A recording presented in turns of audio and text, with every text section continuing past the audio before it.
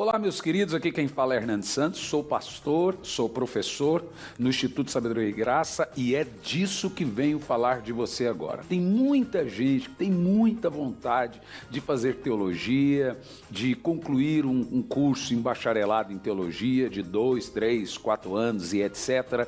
Mas é muito difícil.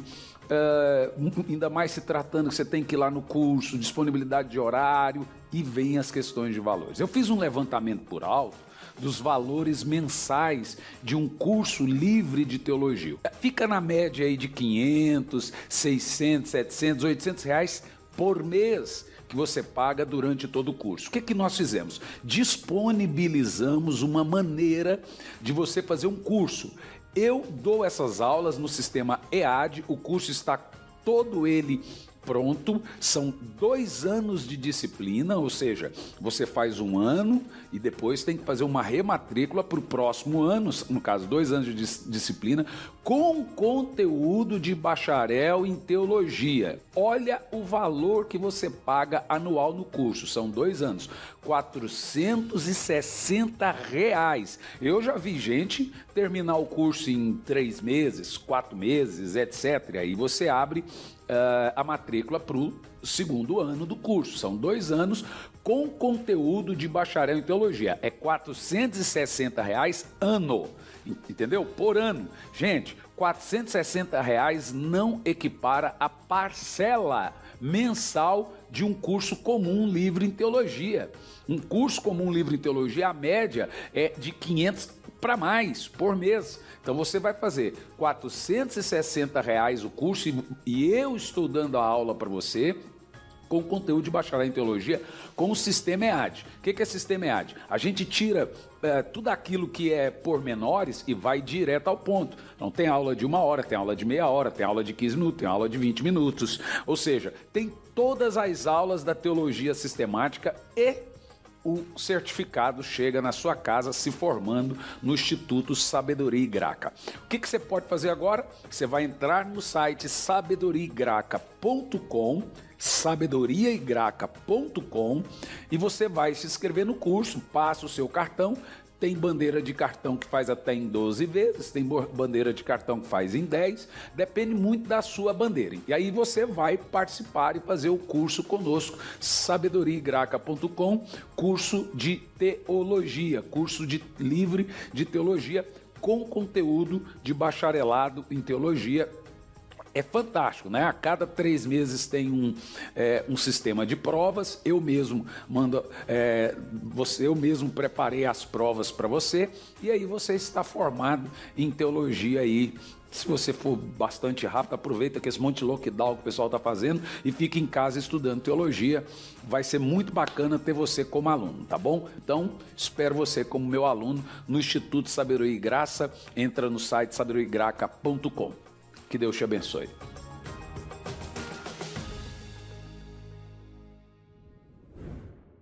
Filipenses capítulo 4, versículo 6, por favor.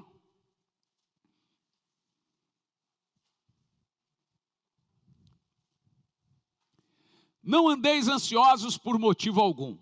Pelo contrário, sejam todas as vossas solicitações declaradas na presença de Deus por meio do Facebook e súplicas e ações de graça. Amém? Não? Por meio da oração. Senhor, fale conosco, que não seja eu quem fale, mas seja o teu Espírito, falando aos nossos corações, nos ensine, nos instrua. Pregue, Pai, em nome de Jesus.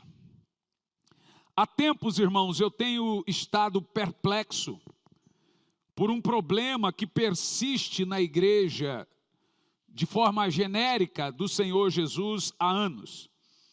E esse problema nos interessa profundamente. E eis o problema.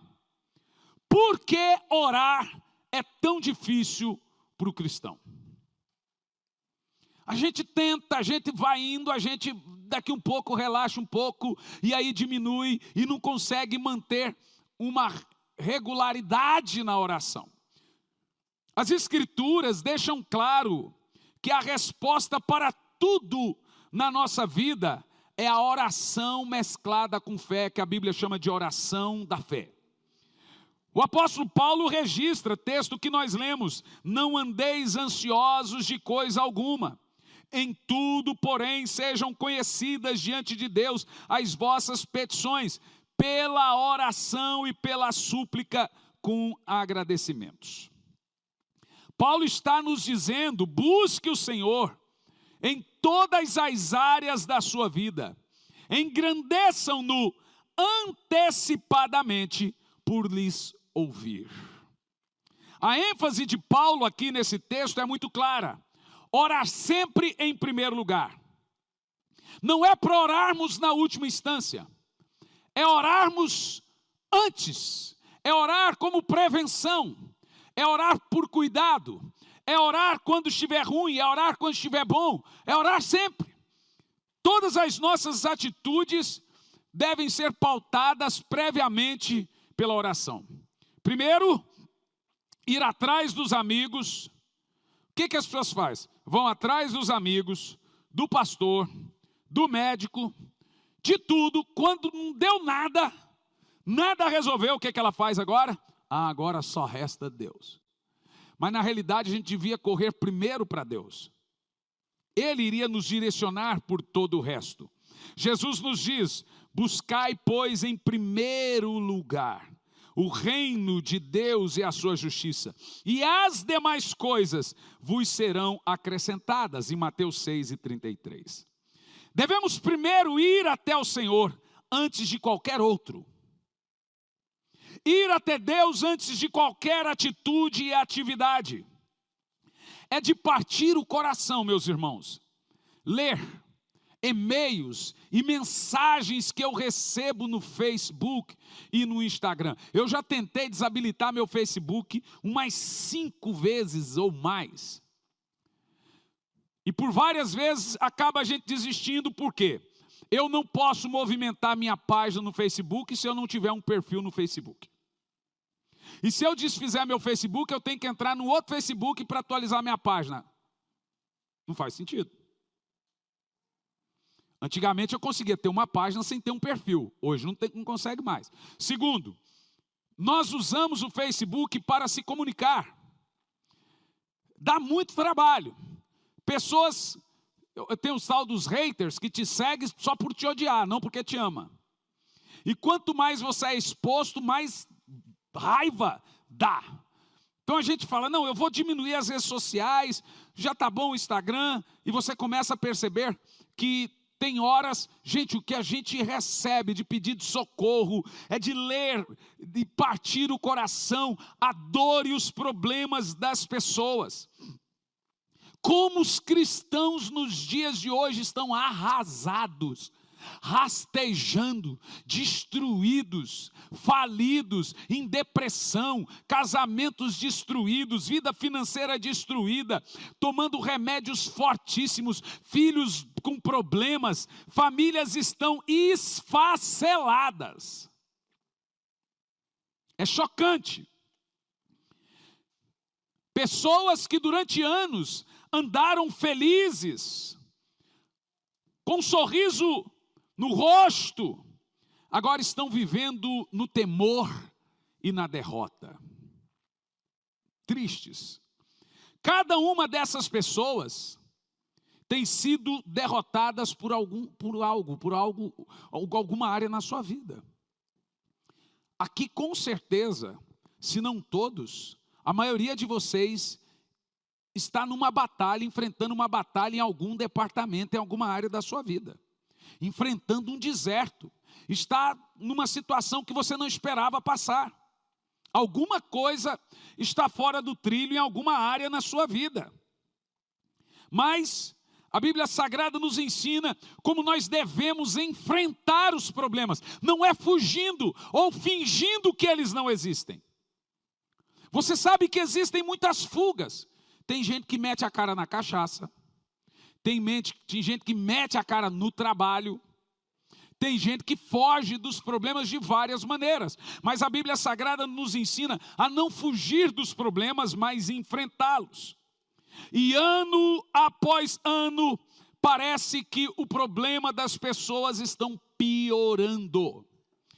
Você está tendo a impressão que as coisas não estão melhorando, estão piorando?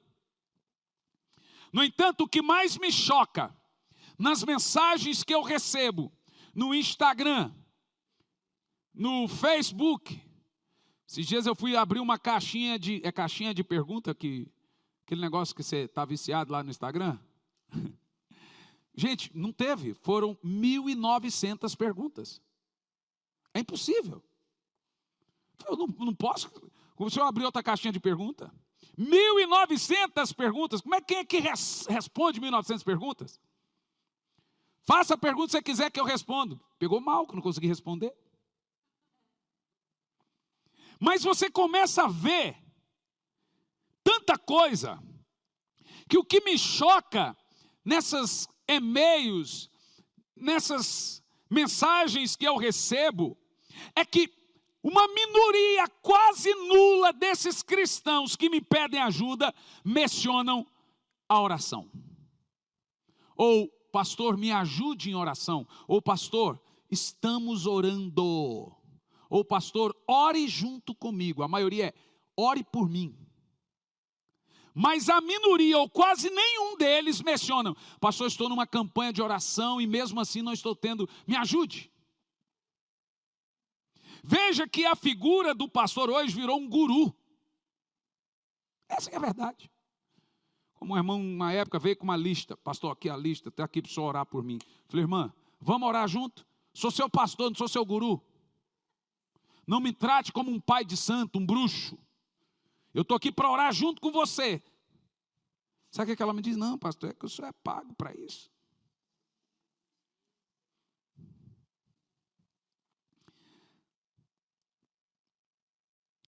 Poucas dessas pessoas mencionam a oração. Eles utilizam as minhas pregações no YouTube. Eles acompanham nossos cultos. E se você pegar os nossos cultos, a gente tira o culto, tira os pormenores, anúncio e depois vai só a pregação. Porque a pessoa... Eu não consigo ficar ou assistir um culto depois de um pregador e ver anúncio, não sei o quê, e eu pulo direto para a mensagem. Então eu tiro tudo e deixo a pregação. E quando você vai ler os comentários, gente, a gente tem mensagem ali com 300 mil visualizações, 400 mil visualizações, temos 1.000 comentários. Gente, é assustador a dor das pessoas. O tanto de problema que as pessoas, os crentes têm hoje. Eles mencionam os livros. Tal livro falou muito comigo. Menciona os cultos que participam. Mencionam tudo. Mencionam até todos os tipos de terapias. Mas raramente as pessoas mencionam a sua própria vida de oração. Ou o que lemos na Bíblia é verdade e funciona, ou o que lemos na Bíblia não é verdade e não funciona, ou não lemos a Bíblia, por isso não funciona para nós.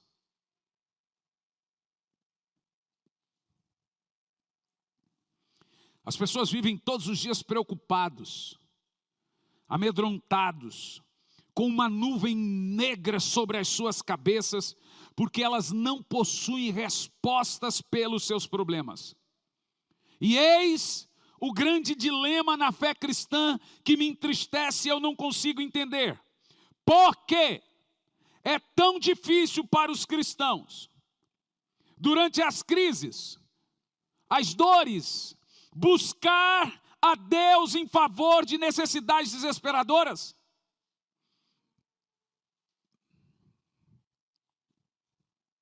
Não cremos em Deus que Ele vai dar resposta às nossas orações?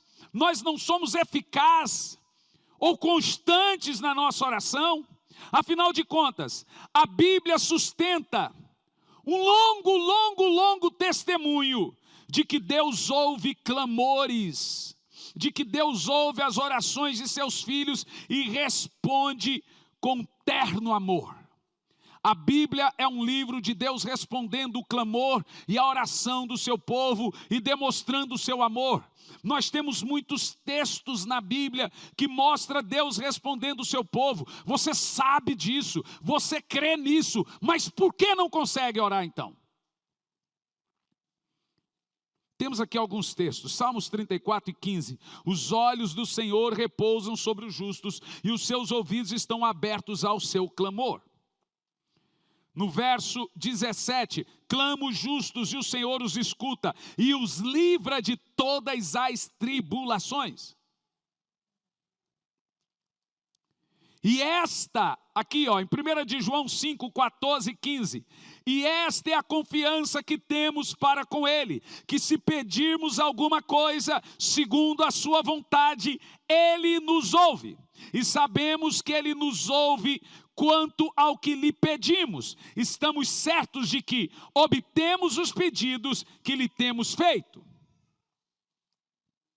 Tiago 5,16. Muito pode, por sua eficácia, a oração do justo. Mateus 21 e 22. E tudo quanto pedirdes em oração, crendo, recebereis. Provérbios 15 e 8, a oração dos retos é o seu contentamento. Salmos 102 e 17, o Senhor atende a oração, no verso 29 de Provérbios 15 diz assim, o Senhor atende a oração dos justos. Salmo 102 e 17, atendeu a oração do desamparado e não lhe desdenhou as suas preces. O texto está dizendo aqui que Deus não desdenha dos seus pedidos, não tem pedido grandão para Deus e pequenininho. Se é com fé, Ele atende. Agora ouça a grande vanglória de Davi. Em Salmo 138, versículo 3, no dia em que eu clamei, tu me acudistes e alentastes a força da minha alma. Davi dizia, fiz prova a ti, ó Deus, em todas as minhas lutas, eu não busquei mais ninguém. Ele diz, eu procurei a Deus unicamente. E me ouvistes e respondestes, e destes-me força na batalha que eu enfrentava. Salmo 81, 7. Clamastes na angústia. Clama na angústia. E o Senhor diz, e te livrarei. E o Senhor responde a Davi, e eu te respondi. Glória a Deus. Essas promessas que nós lemos aqui, esses testemunhos, constituem, meus amados irmãos, uma prova esmagadora do cuidado de Deus. Mas escute, Deus pode mudar a sua família sem você orar, mas Ele decidiu não fazer nada pela sua família sem você orar.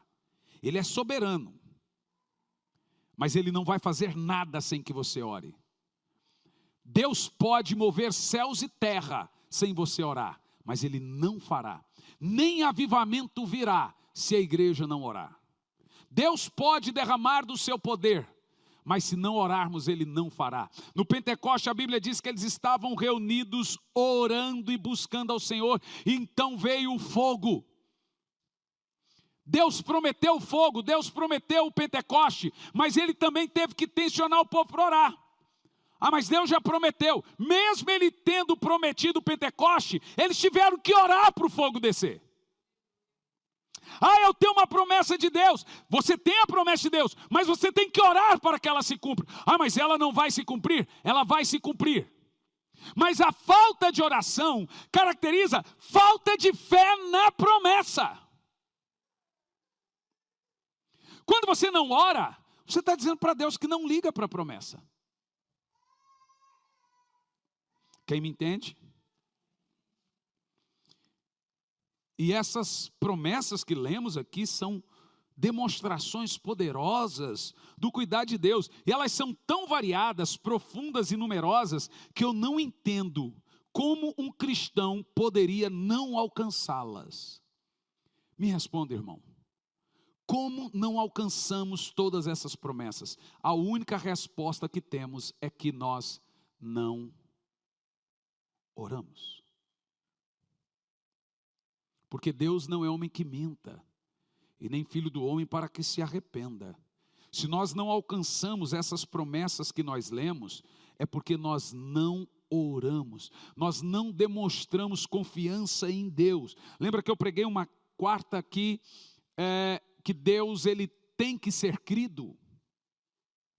E a oração é um ato de crer em Deus. Por isso que é a oração feita com fé. Mesmo assim, quando se trata da oração, a Bíblia nos fornece mais do que promessas. Oração não é só um meio que eu consigo de Deus o que eu quero. É também como Ele consegue de mim o que Ele quer. Quando se trata da oração, ela não está envolvida somente a promessas. Ela também nos previne aos perigos. Por que nós oramos? Porque nós não sabemos o que iremos enfrentar. Olha que coisa interessante. Você ora porque você não sabe o que tem ali na esquina. Você não sabe no seu próximo exame o que pode aparecer. Então Deus nos leva a orar para que o mal não venha, ou Ele nos leva a orar para que sejamos fortes caso Ele venha. Entendeu? Então a oração, ela não está ligada somente ao recebimento das promessas, mas também a uma prevenção de perigos que nós podemos viver, passar, cair nesses perigos se negligenciarmos a oração. Hebreus 2:3 diz assim: como escaparemos nós se negligenciarmos tão grande salvação? A oração, gente, é obviamente uma dessas prevenções mais poderosas dos perigos que podemos viver. Deus está nos perguntando: como você espera escapar do diabo? Como você espera escapar da tentação? Como você espera escapar da dor, do dia mau que todos nós passamos? Como você espera ficar firme quando a dor se estabelecer na família?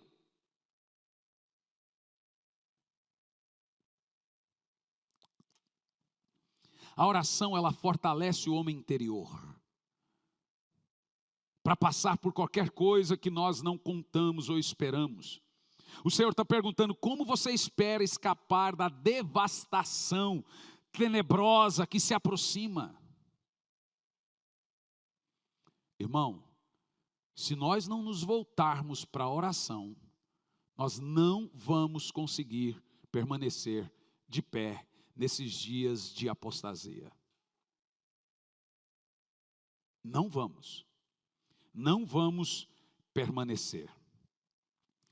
Se nós não aprendermos a manter a nossa comunhão com Deus através da oração, como você conhecerá? E o Senhor pergunta: como você vai reconhecer a minha voz se você não estiver em oração? Você nem vai reconhecer a voz de Deus. Como você terá comunhão com o Espírito Santo sem oração? Creio que Deus está profundamente chateado com a igreja dele nos dias de hoje, pelo fato de ser de todas as gerações a que menos ora. Haja vista o que as igrejas fizeram com os cultos de oração.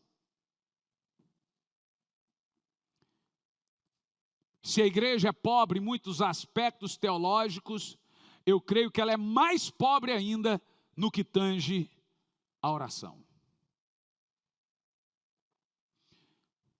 Se nós tratássemos a nossa vida financeira, material, como tratamos a oração, nós estaríamos passando fome.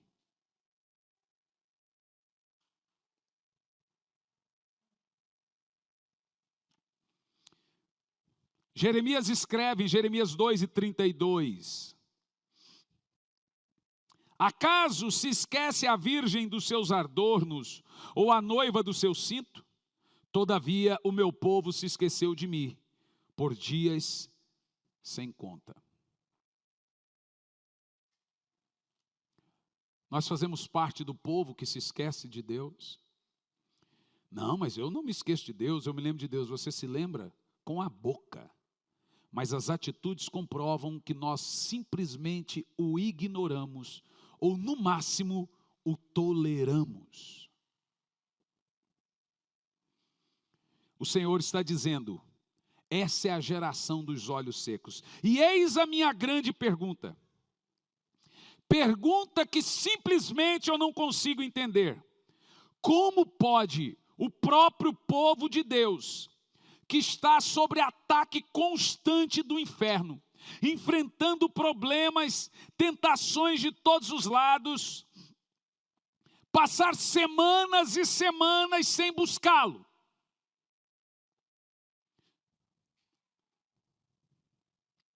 Como podem professar que o amam e creem em suas promessas, e contudo jamais se achegar ao seu coração?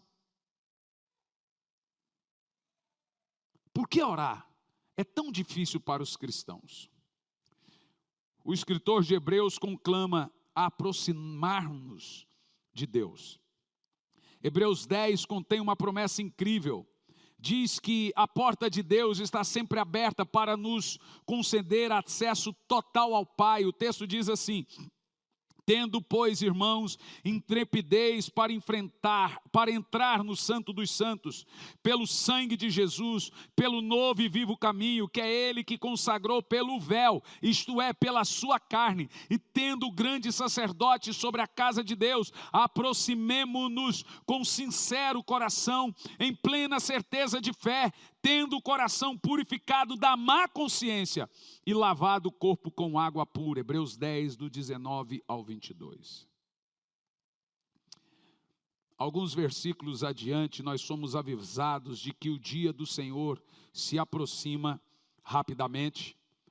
E no texto seguinte do texto, pode continuar no texto, verso anterior, não abandonemos a tradição de nos reunir como igreja. Porque agora o que você está ouvindo as pessoas dizendo, eu sou a igreja, ir à igreja é diferente. Mas a Bíblia proíbe. Por que ele diz que é um risco perigoso deixar de congregar? Não está falando de ser igreja, está falando de congregar como igreja. Pelo fato de, segundo o procedimento de alguns, mas pelo contrário, motivemos-nos uns aos outros para ir a culto, gente. Tanto mais, porque o dia está se aproximando.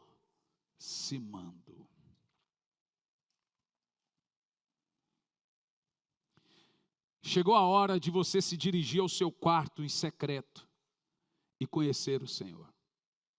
Chegou a hora de conhecê-lo face a face, de viver as suas experiências, de ter as suas visões, de ter os seus sonhos, de ouvir a voz de Deus. Irmão, tem coisa que alguém vai orar por você, tem coisa que alguém vai trazer a palavra de Deus para você, mas tem coisa que você tem que ouvir diretamente de Deus. Você não vai ouvir do altar, não vai ouvir de outro, você vai ter que ouvir diretamente dele. Tem coisa que ele vai dizer o seguinte: você quer saber? Vem aqui falar comigo. Olha no meu olho que eu te falo.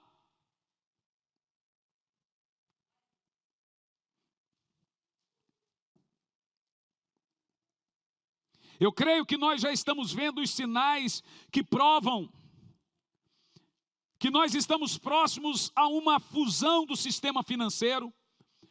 São 17 metas para a Agenda 2030. E nós já estamos em 2021, eles estão atrasados nessa agenda. E nós já estamos vendo aí toda uma movimentação para essa fusão do sistema financeiro. A violência e a imoralidade crescem assustadoramente.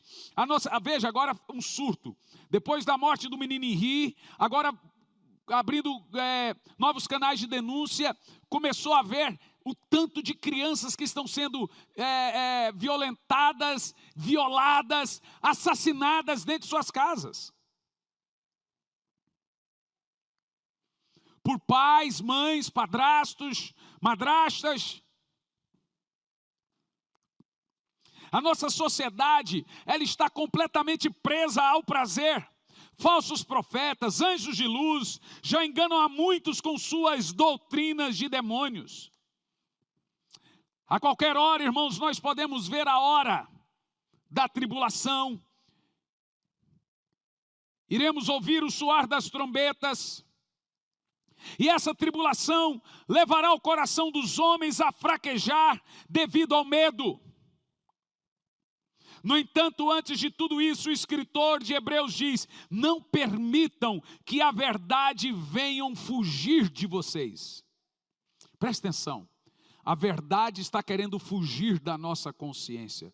Esse é o momento de reter e guardar a verdade, de manter-se acordado em alerta.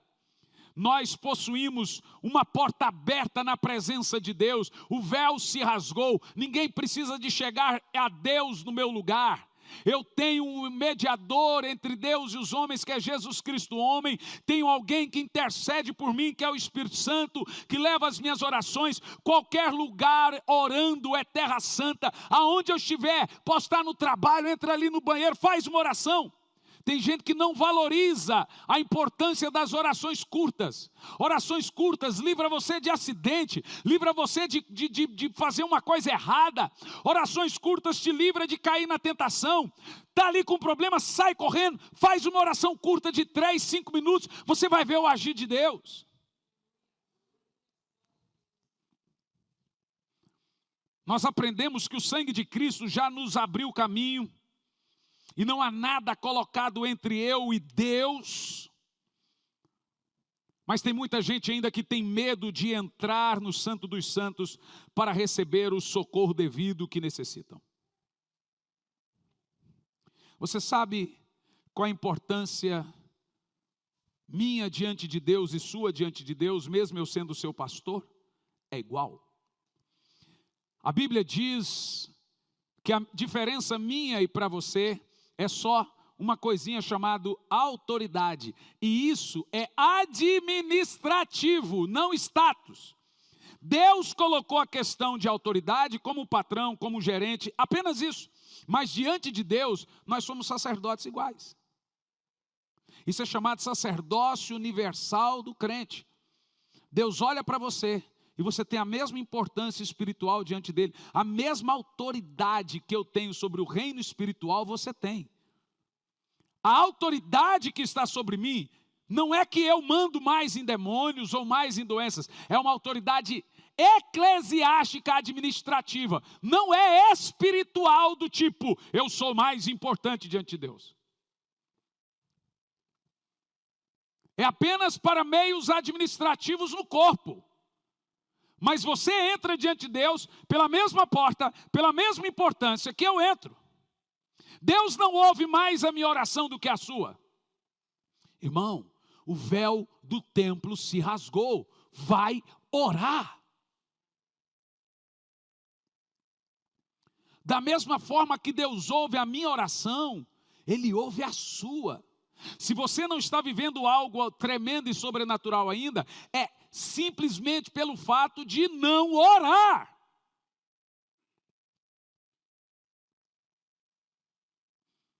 Mesmo assim, diante de todas essas advertências poderosas, quanto aos riscos de negligenciar a oração, os cristãos ainda acham difícil orar. Por quê? Eu encontro 4 razões porque orar é tão difícil para os cristãos. Primeira razão.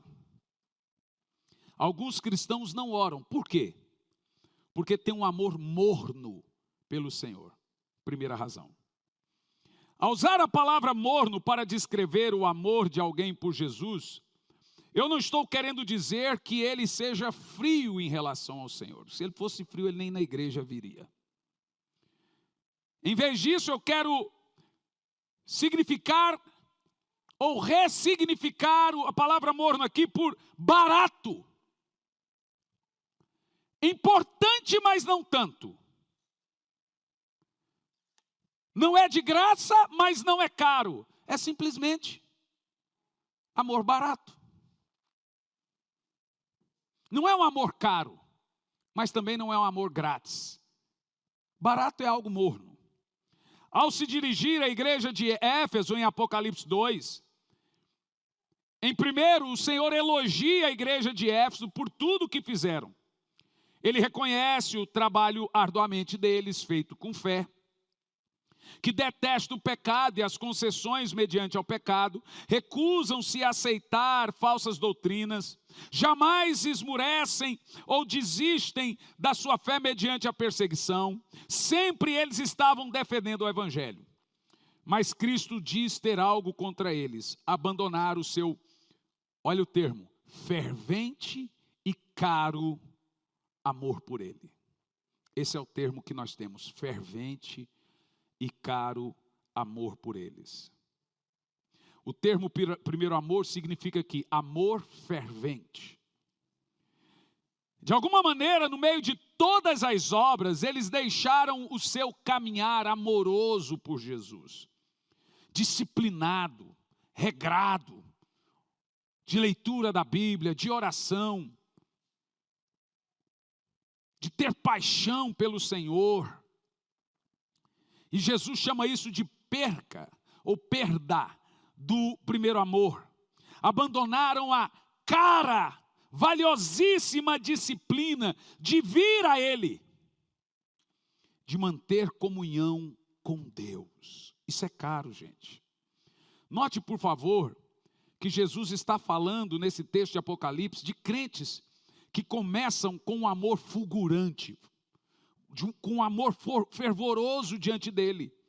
Ele não está se dirigindo a cristãos mornos ou frios, ele está falando de crentes que já foram fervorosos, mas agora tem um amor barato para com Deus. É possível que uma pessoa que já teve um amor fervoroso diante de Deus venha perder esse amor. E o amor dela por Deus se torna um amor comum, barato. E a gente começa a servir a Deus de forma secundária. Funciona assim, ó, se não tem nada para fazer, eu vou na igreja. Não tenho aniversário, não tem viagem, não estou cansado hoje, então eu vou na igreja. Por isso que a gente começa a perceber que tem gente que fica meses sem vir na igreja e nem percebe. Porque Deus é algo secundário, que você faz se der. Se der. Eis essa geração que nós vivemos hoje. Pense, quanto isso deve insultar a Deus? Quanto isso deve insultar a Cristo, o nosso noivo? Ele disse, todavia o meu povo não busca a mim. Todavia o meu povo se esqueceu de mim. Que tipo de casamento pode existir quando o marido e mulher não possuem um período privativo de intimidade, gente? Nenhum relacionamento sobrevive sem comunicação e sem intimidade. Nenhuma relação cristã sobrevive sem comunhão com o Espírito Santo e intimidade secreta, quartinho secreto com Deus. Não é cristianismo. Põe na sua cabeça, você é religioso.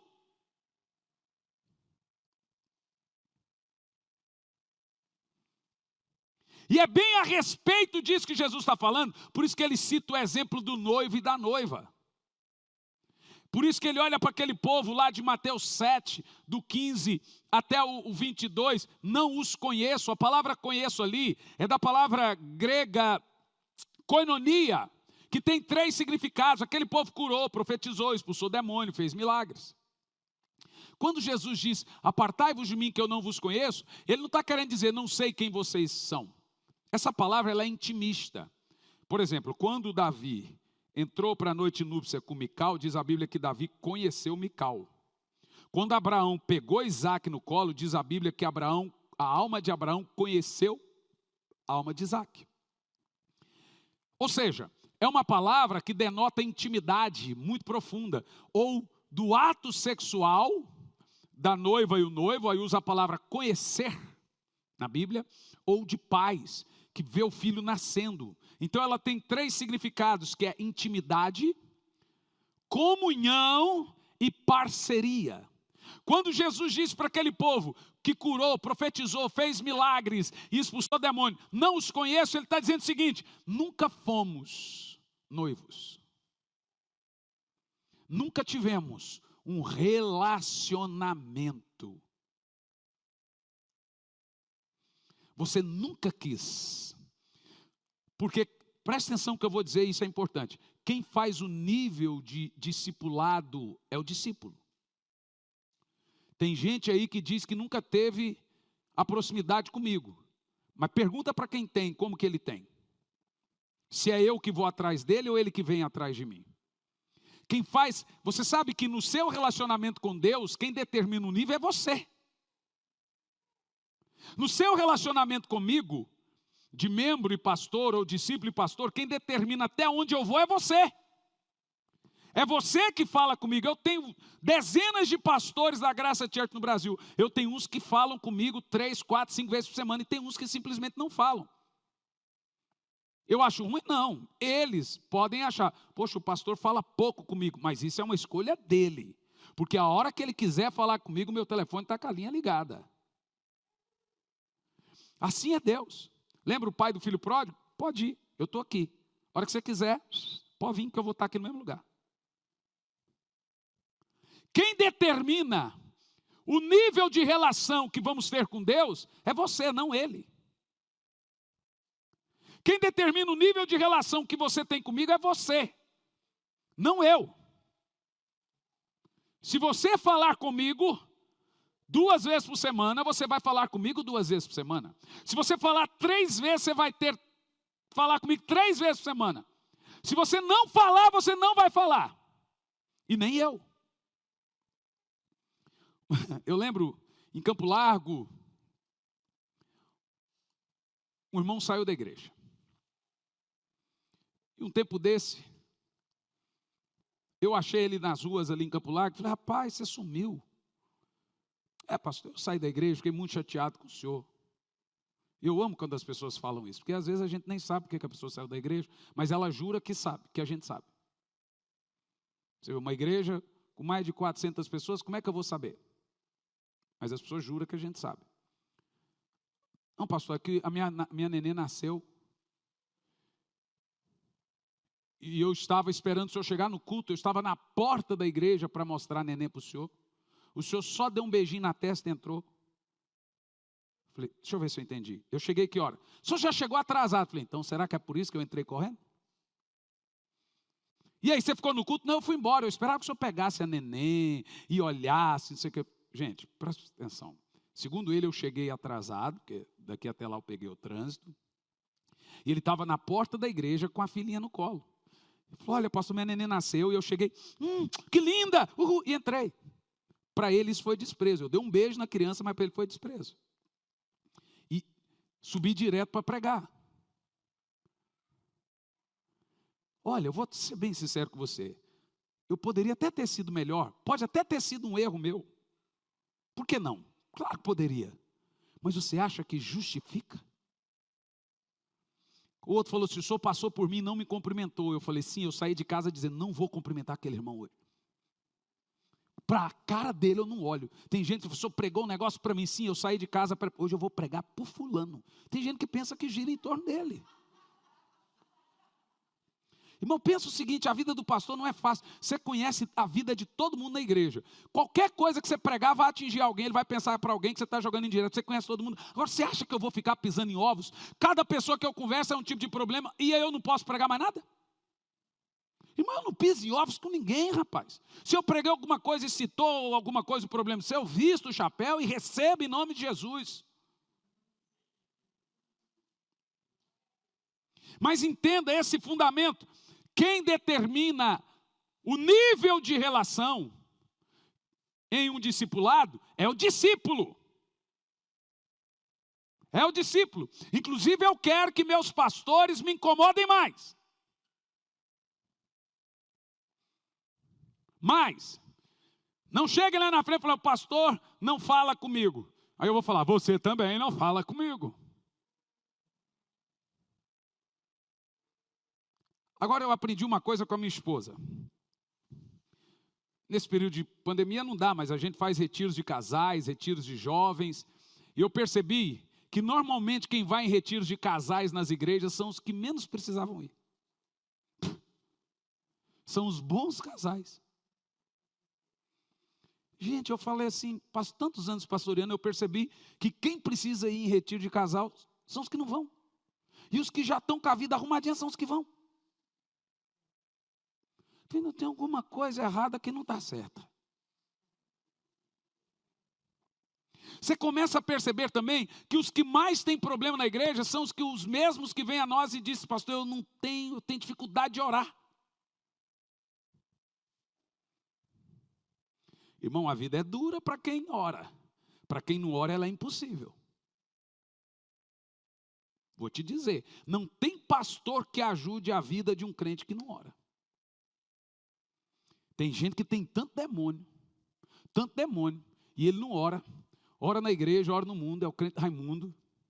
O cara na igreja é um santo e casa um Satanás. Estávamos pregando lá no Cristiano, e aí a resenha é longa, porque ali tem história, né? Muitos anos lá, e a gente tem tanta história que a gente morre de dar risada. Aí o Jean Lucas soltou uma, que lá em Campo Largo, às vezes, toda vez a mulher fingia que estava endemoniada. E aí o demônio falava, eu só saio com o pastor Hernani. Um dia eu tirei o cinto. Falei, irmãos, hoje eu vou expulsar um demônio de maneira diferente. E arranquei o cinto. Vem cá, demônio, você vai sair hoje. E deu umas 3 nas pernas. Sai em nome de Jesus, tal! Em nome de Jesus, tal! Na terceira, ai, vai estar doendo, demônio, você sentiu dor? Nunca mais manifestou, gente. Saiu o demônio. E ela batia, dava tapa, xingava, jogava, arranhava. Falei, esse é o Pomba Girou. Esse demônio só sai com cinto, jejum e oração. Saiu. E a gente começa a lembrar de algumas coisas, como a gente lidava com os problemas da igreja, e como você lidava com certos tipos de crentes. Hoje, se você lidar com crente como lidava antes, você fica sem ninguém na igreja. Ah, vai ter os cultos de doutrina das Assembleias de Deus na igreja, que era com a porta fechada e põe o irmão em pecado aqui em cima, você vai ficar um ano sem tomar da ceia. Isso está errado também, viu? Mas era assim, gente. Ah, vai. E o culto de doutrina era mais cheio do que o da ceia. O culto de doutrina era para falar o seguinte, seu cabelo tem 2 cores, irmã. O pastor falava era de púlpito. Era tão grave que as irmãs não podiam ter nem salão de beleza. Porque, obviamente, elas iriam cortar o cabelo das irmãs. Aí a gente percebeu que era um legalismo terrível, mas descambou para uma licenciosidade hoje terrível. As pessoas literalmente pegam os seus problemas e jogam no colo da gente e elas mesmas abandonam o fato de lutar pelos seus problemas e elas estão pensando que a gente tem essa obrigação.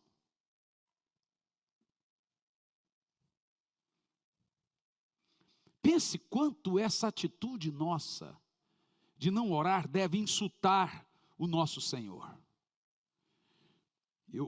Eu imagino que deve ser um insulto desmedido para Deus, um cristão não ter uma vida de oração bem regradinha, bem disciplinada. Eu acredito. Não importa a altura que você louva a Deus na igreja, o tanto que você diz aleluia, glória a Deus, a sua interação cultual, o quanto as suas lágrimas caem aqui, o quanto você pode contribuir generosamente, o valor do seu dízimo, amar ou detestar o pecado, repreender os culpados, mas se o seu coração não está sendo permanentemente atraído pela presença de Cristo, em oração, em paixão, você não ama o Senhor, por mais que você diz que ama. Não importa se você não adultera, não peca, se você não falta culto, se você dizima certinho, se você dá a cesta de alimento, não importa se moralmente falando você é perfeito. Se você não tem uma vida de oração, você não ama o Senhor. Essa é a mensagem da Bíblia.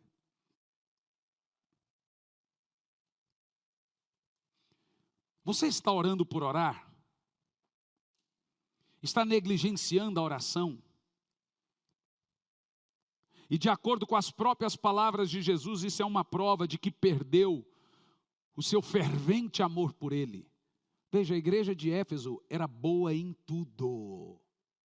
Você queria ser membro da igreja de Éfeso, mas ela não era boa em amar o Senhor. Então ela não era boa em nada. Porque se Deus não tiver você por inteiro, Ele não tem nada. Se Deus não tiver tudo de você, Ele não tem nada de você. Deus é assim, ou Ele tem tudo, ou Ele não tem nada.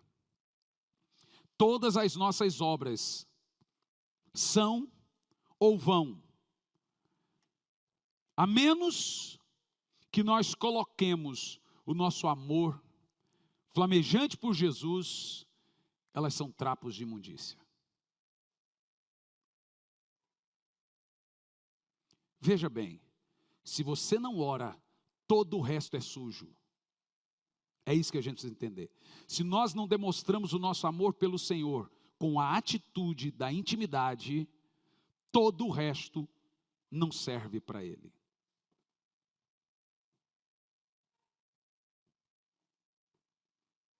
E eis uma coisa fácil de se fazer. Ainda assim não conseguimos. Existe um mistério espiritual nisso. Sabe qual é o mistério? Satanás. Ele vai arregimentar todo o exército do inferno quando você falar, vou orar. O mundo vai levantar contra você. O telefone não vai parar de tocar. O cachorro não vai parar de latir. O vizinho vai chamar. O irmão vai chamar. A avó vai chamar. O diabo não quer que você tenha um tempo de oração. Eu quero chamar a nossa igreja, Comunidade Graça Church, de todo o Brasil e fora do Brasil, África, Europa, todos os pastores, a partir da meia-noite de hoje, todos os dias por tempo indeterminado, todos os membros que querem orar comigo, todo dia, meia-noite nós vamos orar. Você pode orar 5 minutos, 15 minutos, meia hora, mas meia-noite nós vamos orar. Qual será nosso pedido? Aviva a tua obra, Senhor, aviva a tua igreja, só isso. Pastor, meia-noite eu já estou dormindo, então você vai acordar. Você vai orar meia-noite. Você pode orar 15 minutos, 5 minutos, 10 minutos, não sei o quê. Eu vi o movimento da oração à meia-noite, orando pelos irmãos doentes, e eu falei, e aí o Espírito Santo falou assim, ó, pega isso aí. Nosso dia de oração será todo dia à meia-noite. Nossa igreja vai orar à meia-noite. À meia-noite ouviu-se um clamor. À meia-noite o anjo da morte desceu no Egito. Todo dia à meia-noite nós estaremos orando. A Graça Church do mundo todo. Eita, agora nós vamos estar no mundo todo. A Graça Church, todos os pastores e seus membros. Pastor Evandro, todos, eu falo os nomes de muitos, né? Todos os nossos pastores. Passem para as suas igrejas.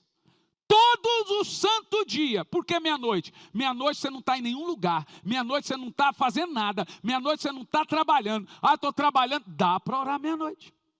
Aí, pastor, mas eu acordo muito cedo. Dobra o joelhinho ali, 5 minutinhos, 10 minutinhos, 15 minutinhos. Não vai doer. Você não vai perder noite de sono orando meia-noite. Você pode perder 3 da manhã, 4, mas meia-noite não perde. Todos nós. Aproveita que você vai estar pedindo um despertamento do Espírito Santo e ora também pelas suas dores, problemas, suas situações. Apresenta diante de Deus. Meia-noite.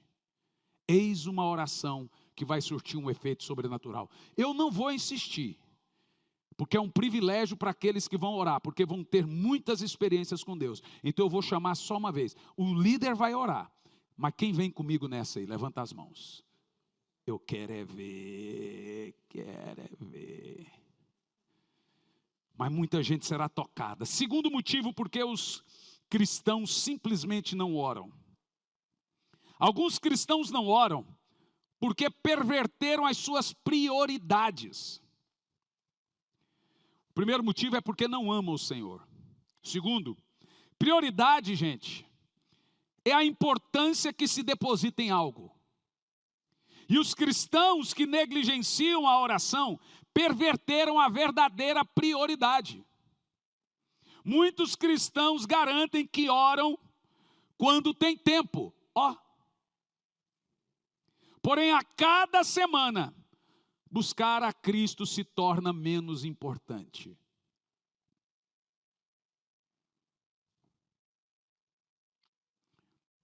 Menos importante do que lavar o carro, menos importante que limpar a casa, visitar os amigos, comer fora, fazer compra, assistir ao esporte. Simplesmente não criam tempo para orar. Você vai orar quando você achar que é importante, você ora. Tudo que é importante, você gasta tempo e dinheiro e dá amor.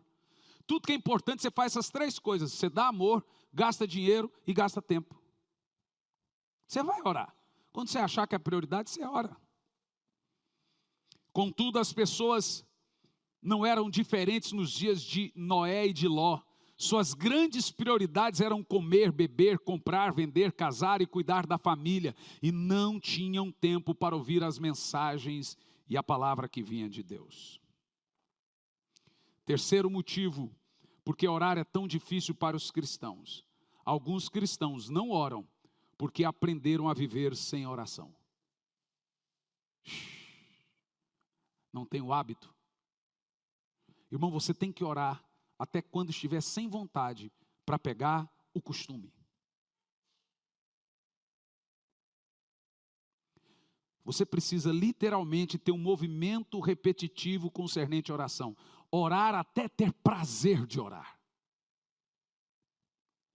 Muitos cristãos acham que a única coisa que se requer deles é que vão à igreja, adorem, ouçam a pregação, resistam o pecado, façam o melhor possível, deem o seu dízimo e suas ofertas, e tudo estará bem com eles. Sabe por que muitos pastores não pregam santidade, oração, arrependimento, Espírito Santo? Porque o que importa para eles é que você mantenha a igreja aberta, que o sustente a igreja. Mas, irmãos, eu seria um homem muito frustrado se eu fosse pastor de uma igreja em que não houvesse oração, não houvesse ajuda aos pobres, não houvesse gente de joelhos. Nós colocamos 103 fotos da última ceia, as que eu mais gostei foi a foto de toda a igreja de joelho. Uma igreja de joelho está sempre de pé.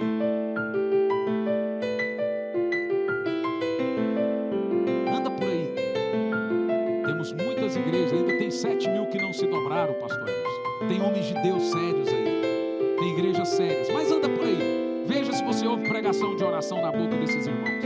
Veja se ouve pregação sobre a volta de Jesus. Veja se ouve pregação de arrependimento, santidade. Faz. Tem gente que fala, pastor, posso visitar? Vai visitar. Eu não sou dono de ninguém, mas volto, pastor do céu. É só terra, terra, terra, terra, terra. Irmão, tem hora que a gente prega cura, tem hora que a gente prega prosperidade, tem hora para tudo. Mas é só isso. Ninguém está preocupado com a vida espiritual de ninguém, com a santidade de ninguém, em confrontar ninguém. Inclusive, deixa eles quietos aí, porque se mexer ainda sai da igreja. Irmão, eu já deixei de amar meu ministério há muitos anos. Eu não amo meu ministério, eu amo o Senhor. Se eu amasse meu ministério, eu teria mantido todo aquele mundaréu de povo que saiu da igreja quando eu assumi a igreja. E na primeira ceia que eu fiz, eu entrei com uma mensagem pregando arrependimento e pronto, foi uma debandada na outra semana. Era só eu manter ali e pregar só o que queriam. Não que o pastor que estava aqui pregava o que queria, porque um dos motivos que levou ele a desanimar tanto é que ele pregava, reclamava e não mudava.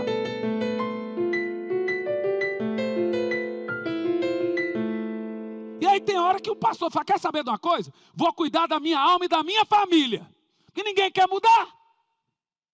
Você prega e fica no chove, não molha, finge que muda. É igual o jogador do Flamengo. Você finge que paga, eu finge que jogo. Não é assim que falou o Vampeta, não é? Você finge que paga, eu finge que jogo. O povo finge que muda. Você fala para jejuar. Hoje é dia de entregar o jejum. Finge que jejuma. Finge que se inscreve para no culto. Não quer nem saber de culto.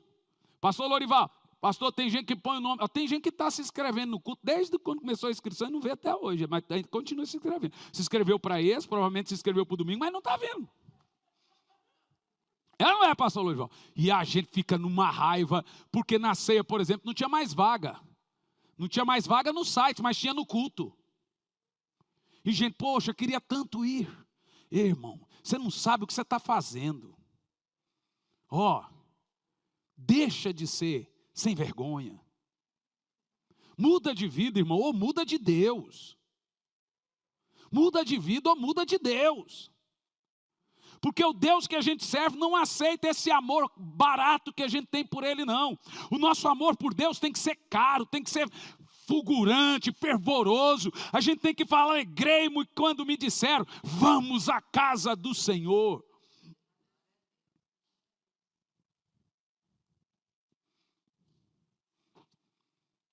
Quarto e último motivo porque orar é tão difícil para os cristãos.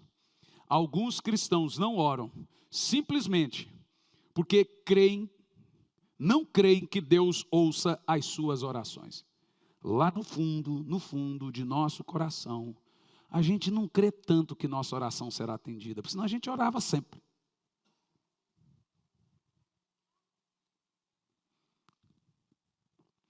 Nós temos que voltar às trincheiras da oração.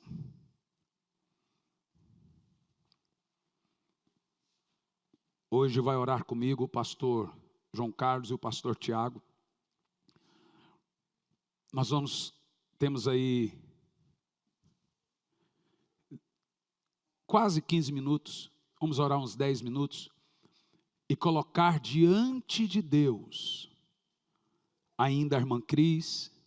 Vamos entregar os 21 dias e vamos começar por tempo indeterminado a oração da meia-noite. Você pode orar 5 minutos, 10 minutos, mas você vai orar. Eu vou topar com você está orando, não está orando por quê? Você vai orar, se você é membro na igreja que eu sou pastor, você vai orar meia-noite. Ora, que falta de respeito é essa? Você vai orar, eu vou entrochar a oração, toma esse remédio, toma, e fechar a boca para não cuspir fora ainda. Não era assim que os pais faziam com os filhos? Toma biotônico, toma. E fechava assim ainda para não cuspir. Minha mãe fazia isso comigo, era com ovo cru. Tá!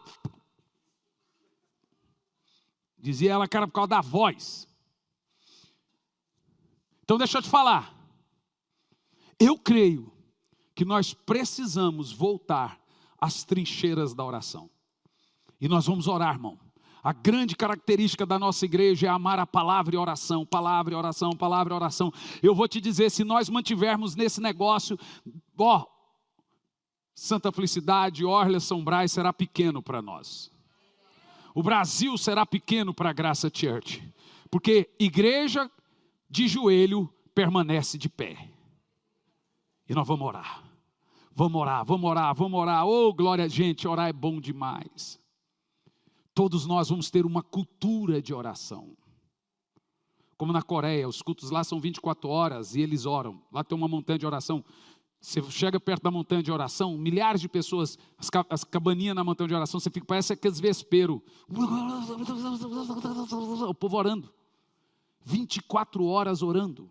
24 horas orando. Oh, Senhor. Vamos orar. Vamos falar com Deus. Pastor Tiago, pastor João Carlos, pegue os microfones. E esse momento agora você vai entregar os 21 dias. Hoje completa os 21, engraçado, nós começamos numa quarta e terminamos numa quarta. E nós vamos começar por tempo indeterminado esse propósito nosso de orar à meia-noite. À meia-noite ouviu-se um clamor. Aí vem o noivo, sai-lhe ao encontro. Nós vamos orar à meia-noite. Amém? Toda a igreja. Qual é a nossa oração à meia-noite? Aviva a tua igreja, Senhor. Orou por isso? Se você quiser continuar pedindo perdão, a gente tem muito pecado, se for orar pedindo perdão do pecado, a gente perde a noite de sono. Então, se você for orar, ore, aproveita que você está orando ali, põe diante de Deus. E depois você vai ver que você vai ter uma noite de sono tremenda. Tem gente que fica sendo atacado pelo diabo, pesadelo, é porque não ora. Vamos buscar o Senhor, gente. Eu quero uma igreja avivada. Eu quero uma igreja transformada. Não significa que nós vamos deixar de pecar, porque a gente peca até quando a gente não peca. Literalmente a gente peca sem pecar. A Bíblia diz que nós não fazemos nada a não ser pecar. Mas a oração nos mantém de pé.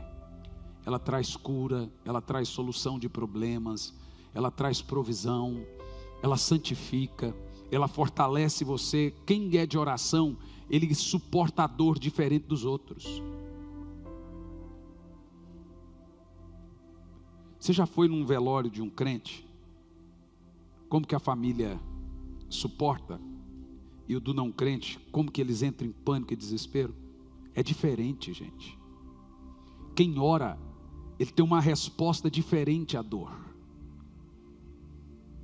Nós precisamos orar. Nós temos que nos arrepender de não orar. Temos que ter uma vida de oração.